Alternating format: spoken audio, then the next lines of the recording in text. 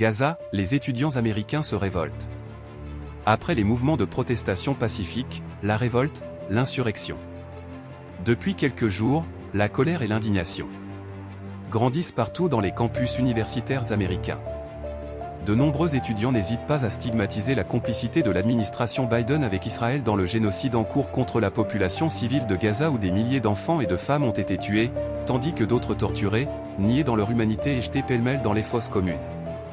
À l'origine de la colère, les appels de certains responsables d'universités qui ont recouru aux forces de police pour tenter d'empêcher les manifestations en faveur d'un cessez-le-feu immédiat à Gaza et la fourniture d'une aide humanitaire aux populations palestiniennes réduites à la famine et aux maladies par le siège barbare de l'armée israélienne. Dernier épisode de l'indignation provoquée dans les campus américains par les abominations de l'armée israélienne à Gaza, des assauts ont été opérés par les forces de police contre les étudiants dont plusieurs centaines ont été arrêtés après avoir été brutalisés. Les arrestations massives n'ont pourtant pas réussi à faire fléchir la vague de protestations, comme en témoigne le bras de fer qui s'est déroulé dans la nuit de lundi à mardi au niveau de la prestigieuse université de New York où 120 étudiants ont été interpellés par la police. Ni la grogne ni la colère des étudiants ne sont retombés pour autant, l'administration de mon université, mes élus au Congrès et même le président se comportent comme s'ils étaient des porte-parole de la communauté juive, assimilant l'antisionisme à l'antisémitisme. Ils nous réduisent au silence, nous suspendent, a dénoncé devant la presse, Sarah Boru, une étudiante juive pro-palestinienne du Barnard College de l'Université de Columbia.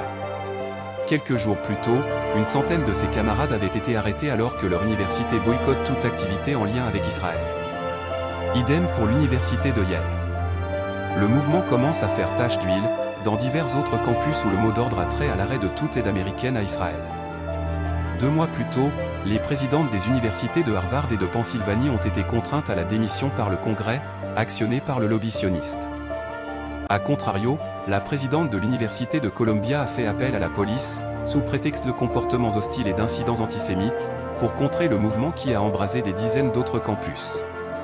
Une décision vivement dénoncée par une association de professeurs de New York qui n'a vu, je cite, « personne, à aucun moment, violent ou antisémite ». Le débat sur la liberté d'expression et sur le galvaudage de l'antisémitisme au profit du sionisme est en train de prendre de l'ampleur.